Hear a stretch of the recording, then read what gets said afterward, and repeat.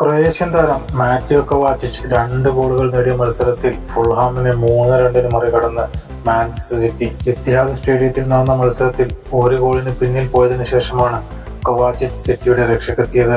26-ാം മിനിറ്റിൽ റൗൾ ഹെമിനസ് മനോഹരമായി നൽകിയ ബാക്ക് ഹീൽ പാസിൽ ബ്രസീലിയൻ താരം ആന്ദ്രസ് പെരേര ഫുൾഹാമിന് ലീഡ് നൽകി. 28-ാം മിനിറ്റിൽ പെരേര ഒരുക്കി നൽകിയ സുവർണാവസരം ഗോളി മാത്രം മുന്നിൽ നിൽക്കെ ആഡൻ ഡയോറെ പുറത്തേക്കടിച്ചു.